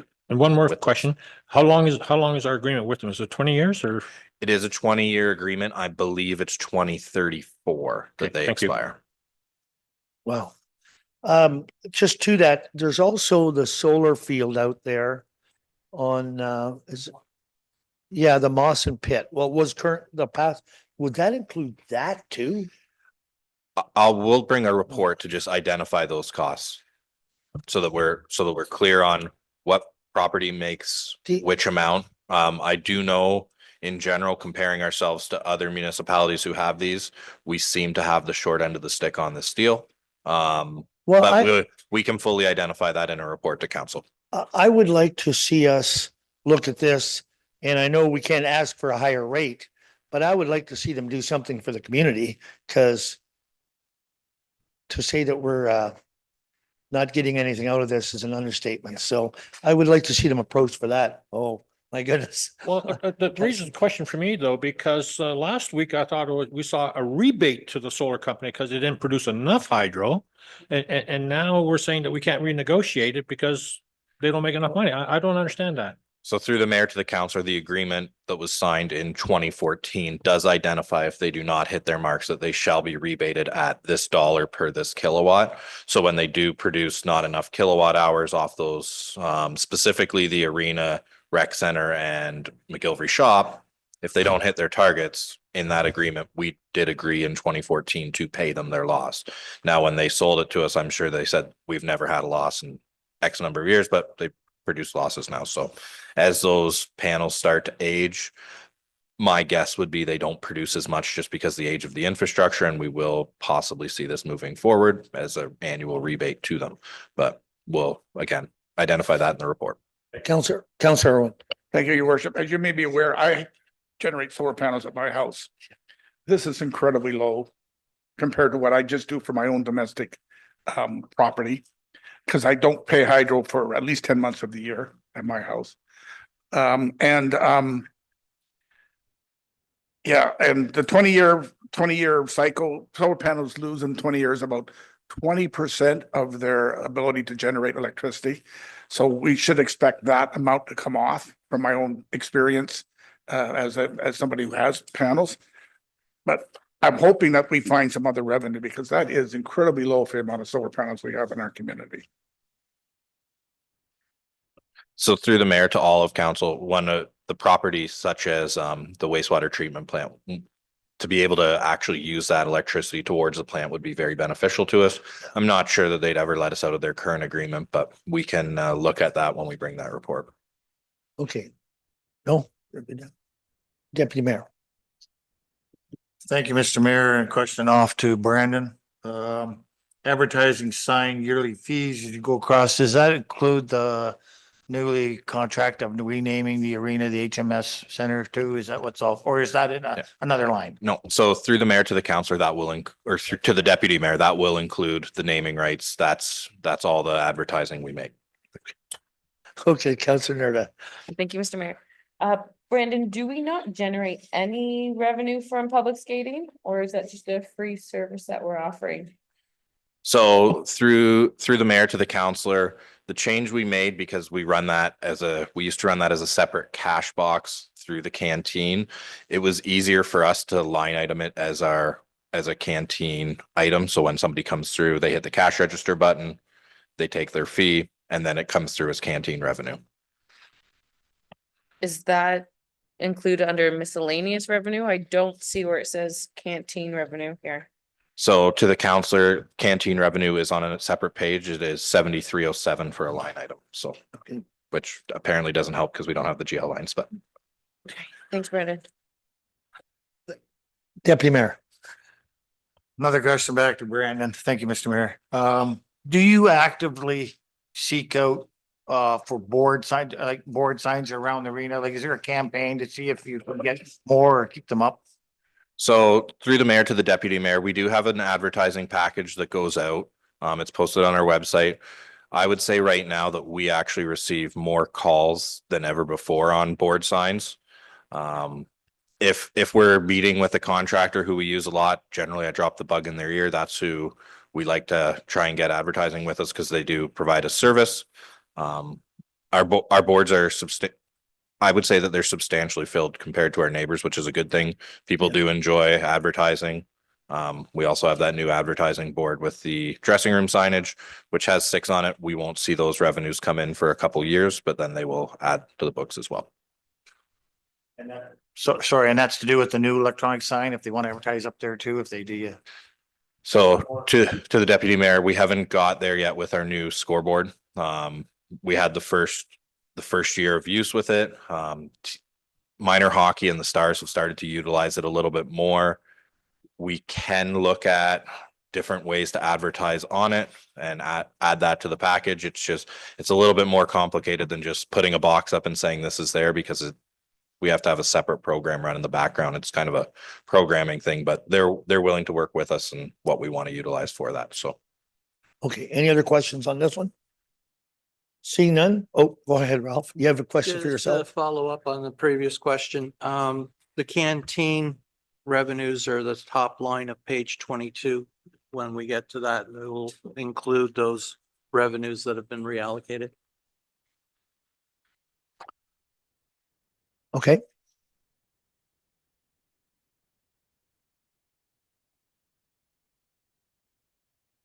All right, go ahead. So next page in order is page 20. Equipment rentals, Coronation Park.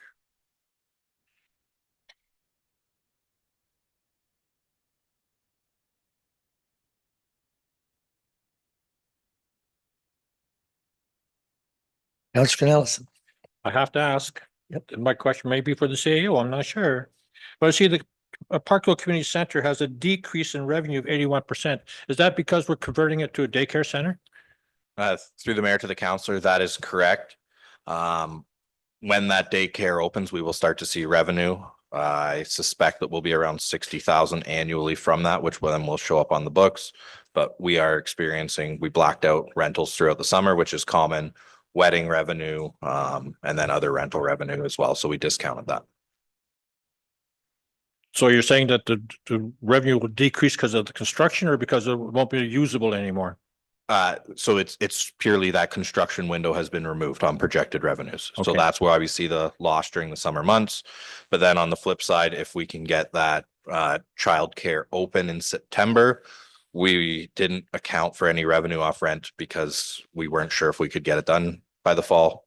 So that would increase it afterwards. Okay, thanks. Any other questions on this one? No? Okay. Page 21.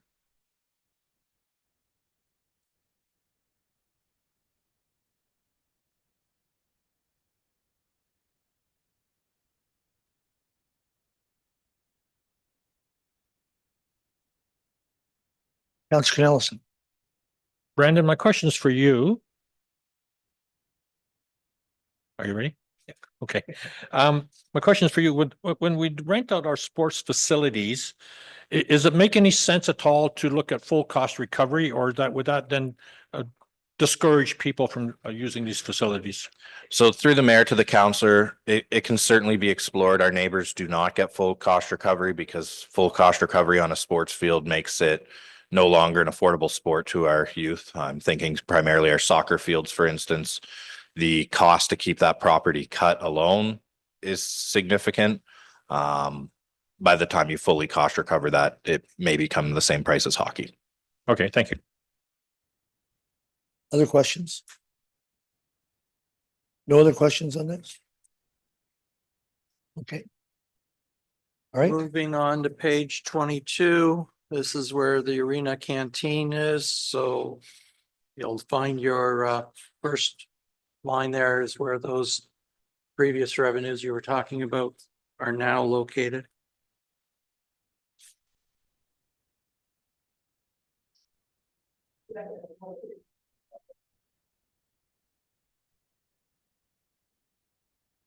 no questions? Comment, if I may, and Go ahead. I'm surprised that their cost is actually only about $5,000. I think that's pretty reasonable for what the services that we provide there.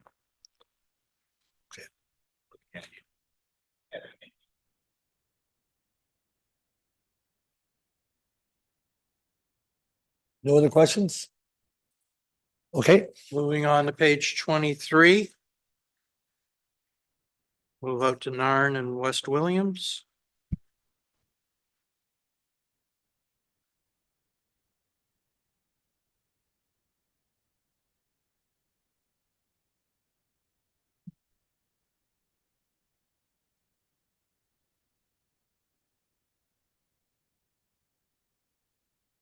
okay, no questions on this one? All right, next page. 24, coming into the Shared Services Center in the Old Town Hall.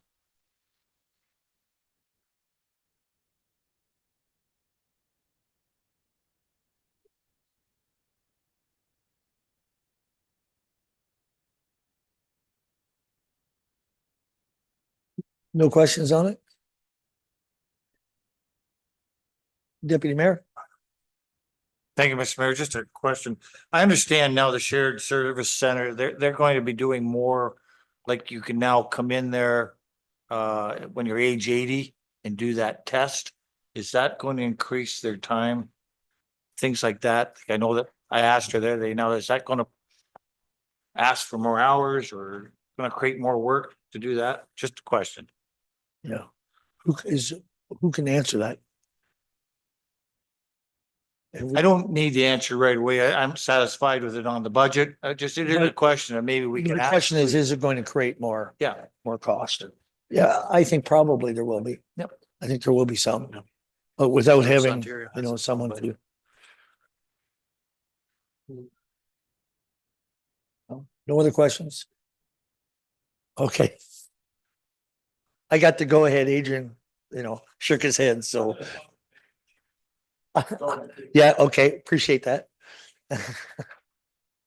Oh, Page 25. Starting to get into libraries and the medical center.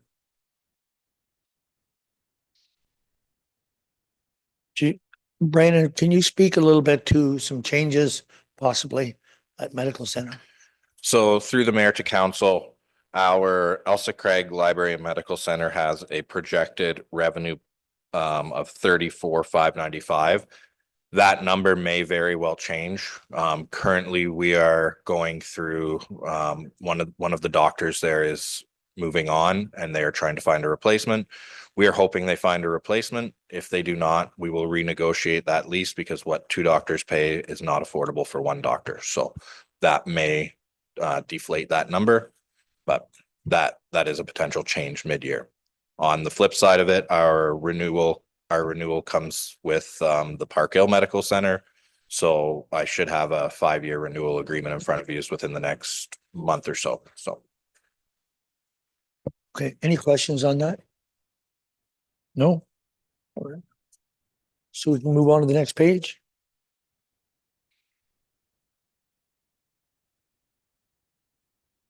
Twenty-six is the other medical center.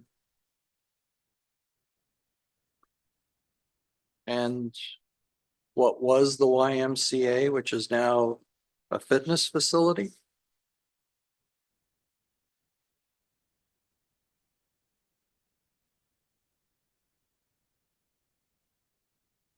That is a large swing. Do you have any idea of memberships, what they have using the gym and stuff, Brandon?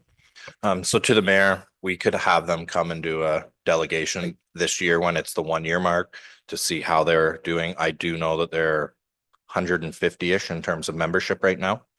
And there's a lot of people going into our facility for their medical practice right now. Yeah, The best thing I've seen out of it has been, I watched someone skate for the first time in 6 years since they were in an accident. So that the accident was a child. He loved hockey. He hadn't been able to skate for 6 years. They went on with the neurological specialist, put them on the ice, and he skated for about 3 minutes with his parents. So that was a really nice, that doesn't show up on our books, but it's also caused from that. I think I guess you're right. It isn't just a budget item here. It's a, what service, the service level being provided to the community with this. I So, think that's, yeah. so to your point, I will ask them to come and give us a delegation sometime in the summer or early fall after they've had their 1 year and just how things are going. Perfect. Perfect. Thank you. Councilor Irwin. Your worship, just for point of information, can you remind us of the terms of the lease for the new the new tenant of the recreation facility? What was the escalator for the lease over time? So it is a 5 year lease with a 5 year renewal option. In those 5 years, the first 2 years are set. Years 3, 4, and 5 are negotiable, with 30,000 being the floor, but they wanted to see how the fitness side was going to impact their books before committing long-term to a financial arrangement. Okay. All right. Okay. Anything else on this page? No? Page 27 is the planning department. Councilor Canellison.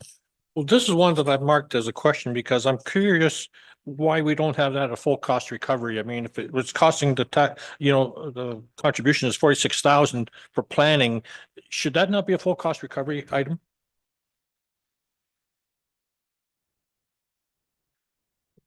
Carolyn, do you want to take that?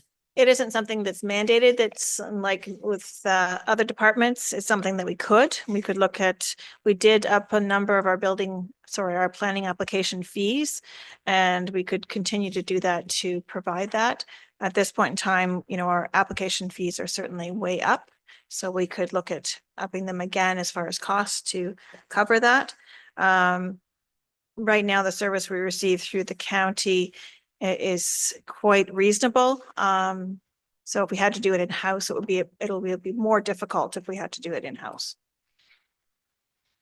So the short answer is something we're going to review. Sorry, if that is direction of council, certainly we can, our next fee review.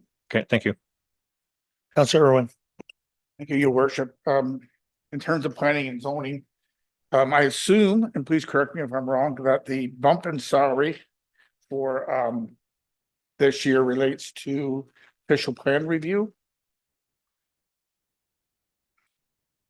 And is that correct? No, I think it's just an allocation thing again, I believe. Yes, it had nothing to do with the official plan.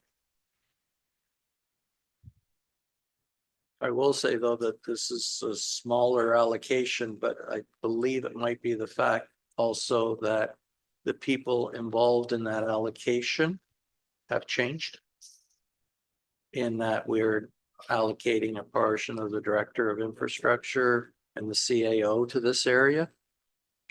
Oh, okay. So that's not just the planner by themselves. There's more than the planner being allocated to that area. Because my question then was, the official plan review requires additional time for 1 year but then it should go down in 2026, I would assume.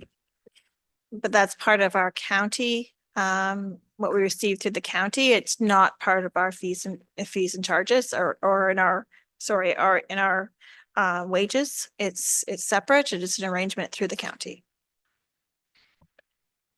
Okay. Any other questions on this? Seeing none?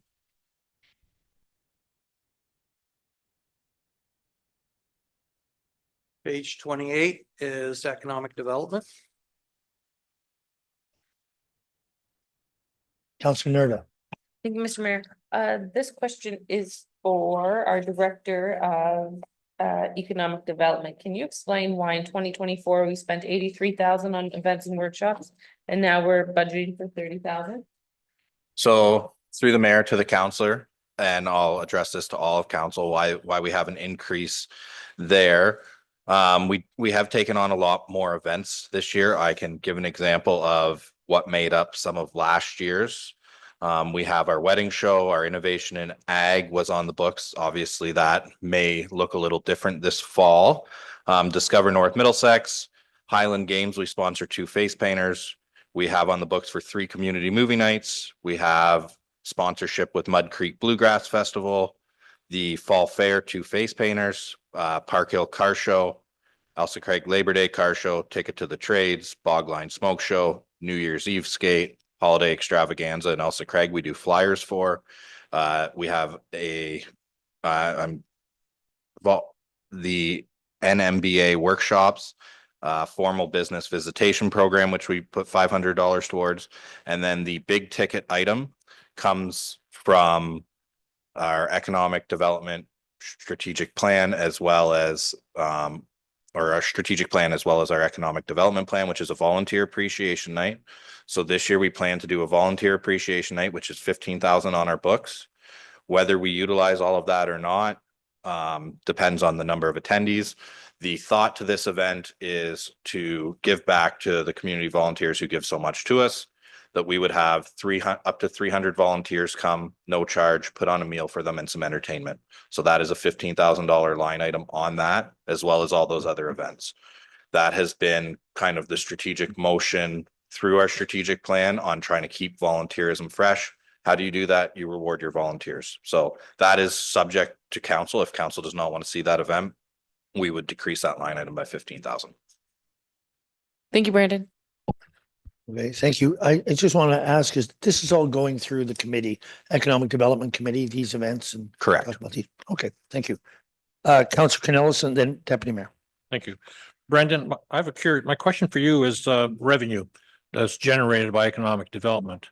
How do you identify that? Now, for example, when we have the Mud Creek Festival, we have the Father's Day event over here, which is the result of some economic development activities. How do we identify that as revenue in your department?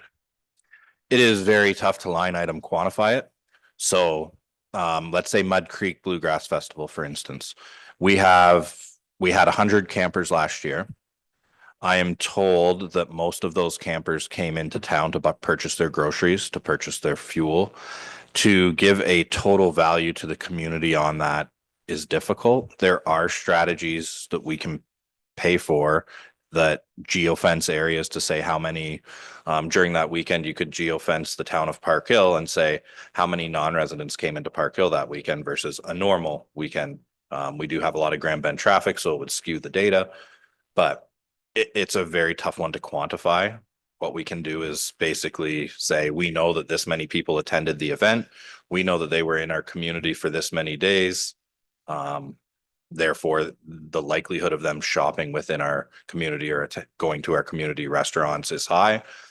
But to give the dollar value to the municipality, it's a reason that businesses want to be here, which therefore creates tax revenue for us. But I guess I was looking at it from a different perspective, because if you're going to have a huge number of people attending the Father's Day barbecue, okay, that's going to be put on there by Bogline Barbecue, I believe. Clearly, there's going to generate revenue of some kind, whether that be rent of the facilities or donations or whatever have you. How do you account for that in your economic development revenue? Would you not want to do that? So those because they're renting the facilities, those will come through the community services budget on the rental. But the revenue made from that event would be that group. And then that group currently is going to put it back into our local schools. So what we would see is healthier schools, but definitely in terms of a dollar value, we wouldn't see it come through. the Okay, books. because like I highlighted the fact that economic development is costing us $215,000. And so as my question was, how do we get a return on our investment? So you could look at it as business retention, people moving into the community because of the events you have, and those type of things. So what is the cost to keeping business in town? What is the cost of supporting them? Though it's a tough one to show the return on investment directly. We could probably calculate, when new business comes in, what that business is worth in terms of tax dollars. But you don't see the spin-off of it, of them shopping, them going to the restaurants, them supporting people who have their businesses here. You just see it through their books. Thank you, Mr. Mayor. Another question back to Brandon. And maybe if the treasurer might be able to help out a little bit in this question too. I see 10,000 has been there for downtown beautification. That's whatever's good. I see last year there was only 3,800 and change, I guess, spent out of a budget of 8,850. So we're is that 5,000 from last year carried over to this year? It went into reserves, I assume. So that's, anyways, there's 38. That's the question. And number one, Brand, where's the 10,000 being spent on downtown beautification? So through the mayor to the deputy mayor, the $10,000 that the line item is being carried, as you'll recall, during community development fund, the flowers that we normally give $5,000 to each town for them to do, we are taking on in-house so that it doesn't keep taxing the community development fund. The annual surplus goes to your accumulated surplus. It doesn't necessarily go to a specific reserve or a specific item unless there is a specific resolution of council to take those surpluses and put them in a specific area. So no, they wouldn't have gone there automatically. I figured that answer, but thank you. Thank you, Your Worship. I want to address Councillor Cornelison's excellent question there. The car show in also Craig last year generated a report at the end of the car show that showed how much money the firefighters got, how much money the Lions Club got, how much money the church got, the increased business for the grocery store, the increased business for the hardware store.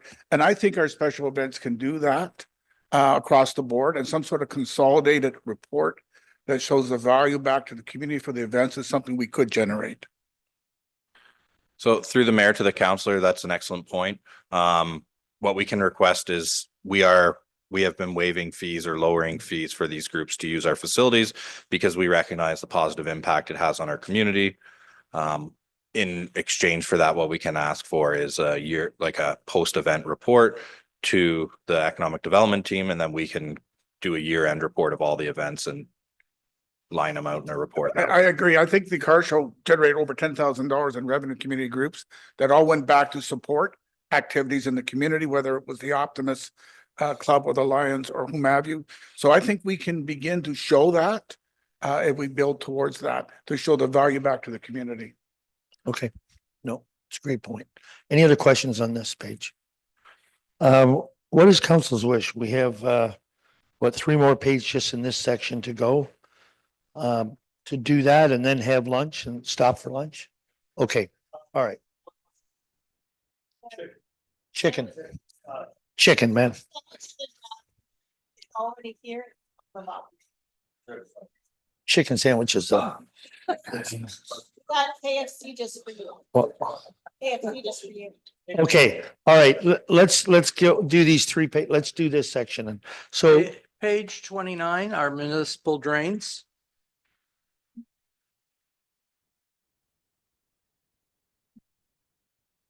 you can tell we're doing a lot of them. I think we had 2 meetings over here this morning already. So any questions here? Go ahead.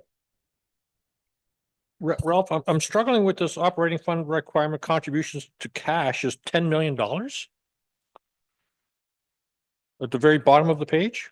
That is the overall total for all the departments. Yeah, so Oh. basically that's the grand total for operating. So the ratepayers on the hook for 302,000 then? Yep. Yes. That's odd, isn't it? Should drains not be full cost recovery? Again, there's no specific direction that it's supposed to be. I know components of it are. But if we take a look at what's been happening over the last couple of years, it's like 1 year yes, 1 year no. It's like sometimes it contributes to the bottom line, other times it doesn't. So having it captured within a year, also from what I've seen, is a bit problematic in that most drain contracts don't start and end in the same year. Right. There's always a little bit of carryover back and forth. So trying to deal with it and say, oh, it should balance every single year is going to be difficult unless we want to set up a separate fund and treat it the way we do, say, wastewater, in terms of saying this is a user fee-based process. So therefore it should have its own separate fund and its own separate reporting. So if I understood you correctly, what you're saying, what you're suggesting then is that although this, we're looking at a $303,000 cash contribution, okay, that next year it may be a 303,000 surplus. Yep. Because if you look at 23, you brought in an excess $1.5 million, which I'm still trying to figure out, is that paying off the 22.4 million that we contributed, or was it towards the 1.5 that we're saying 2024 cost us? It's a case of when you come in halfway through the show, you got to figure out where the plot line is. Okay, thank you. Sam. Through the mayor to the council, just a few additional data points there. The municipality is obviously tributary to lots of drains that are within our right of way. That is not cost recoverable. That's our cost to whatever drain works are happening. And if something's happening there, we obviously have to cover our portion of that. So that's just one thing to note. A couple other things here, like memberships and some of those other minor things, they're not big dollar amounts, but they're certainly not cost recovered, if you will, in terms of getting monies from someone to cover that. So it's not huge dollar stuff for some of these things, but there are items in here that are certainly not cost recoverable as it currently stands. Thank you, Sam. Okay. Any other questions on this page? Seeing none? And I'm going to jump in again because this is where the other test was. Long-term debt payments, $1,010,250. It's a new line that's never been in your budget presentations before. It ties into the debt schedule that will be in tab 7 that we'll talk about later. This is capturing the fact that when you do long-term debt, you actually not only have to recognize when you receive the proceeds, but you got to also recognize that you're having to repay this. So this line doesn't include just the interest expense. It also includes the principal repayment because those are cash outlays. So this is another way that we're going to try and build into your cash requirements budget, your full cash requirement.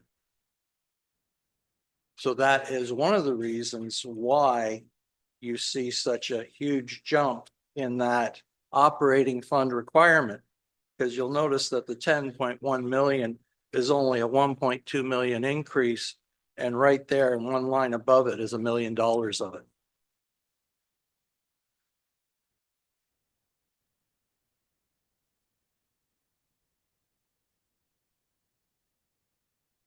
If we move on to page 30, we're now moving into capturing the capital that is in the capital budget forecast. What I'm doing here is actually setting up for the variance analysis. This is the GL version of what you traditionally treat as a table presentation in your 5-year or your 1-year forecast. So what I'll do is defer these pages to when we actually go through your capital budget process. But I just wanted you to know that these are here to reflect that efficiency we talked about during the budget training of we need to keep track of what was it that you actually approved so that we can actually say, are you on budget on those capital projects within the accounting system rather than it always being a side report that isn't verified back to the numbers. So when we go on to page 31,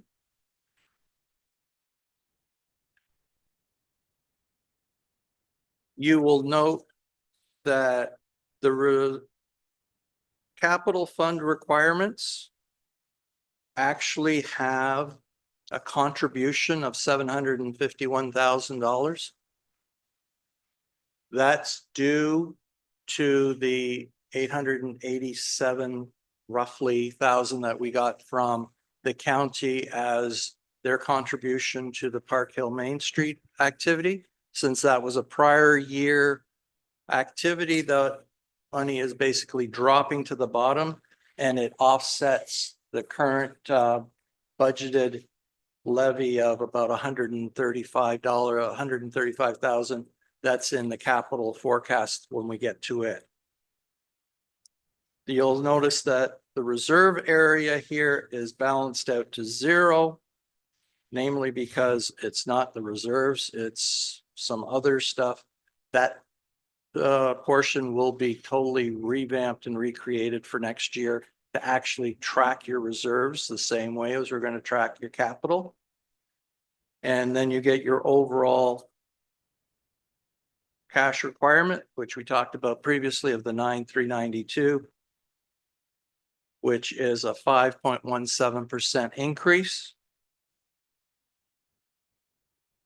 That number translates to 2.69 after you put in your assessment growth from your new building areas and development that have gone on. I will point out that your assessment has only grown by actual physical new assessment. It has not grown by any type of allowance for inflation or anything of that nature, because we're still working with the 2016 assessment. Yeah. And the province has not said when we will see revised numbers. So there is a bit of a flood that's going to come when and if that gets redone. And the reason I say if is that the province is talking about reviewing the assessment process and how assessments are done yet again. So I'm sure that they will try and figure out a way to make sure that the assessment, when it's redone, comes out pretty much flat. But I'm hoping they'll prove me wrong. The last thing, mostly for those who missed the chance to go over this with me previously, from the cash shortfall surplus point to the deficit surplus, what I've done there is captured the changes that will happen to your budget to create the PSAB compliant budget. So although on a cash requirements basis, as required by the Municipal Act, we are showing a balanced budget of 0, we are actually anticipating in accounting statements a 1.8 million surplus. And that's obtained through those numbers there. So I will leave it there. If anybody wants to get more clarifications, we can do that now or over lunch. And then after lunch, we'll jump into water, wastewater. Go ahead, Councilor. I just have a quick question for you, Ralph, and that is the last comment that you made for the benefit of the viewing public. When you say a 1.8 and change million surplus, that's not actual cash surplus, is it? No, it's an accounting standard as to what is the improvement in the equity of the municipality. So what it is basically saying is that when all the transactions have gone through and everything is accounted for according to public sector accounting standards, that the municipality is $1.8 million in a better place than it was before the year started. Right. That is reflected in a whole bunch of different things. Predominantly, what you'll find is that because you're looking to purchase 4.7 million in tangible capital assets, you're going to increase the equity value that is captured in your accumulated surplus. Thank you, Ralph. Okay, any other questions at this time? No other questions at this time? All right. I'm looking for a motion to adjourn for lunch. Counselor Daigle, Counselor Nerda, all in favor? So what time is it now? We're at 20 after? 12:22. 12:22, so 1 o'clock? All right, we'll come back at 1 o'clock. Okay.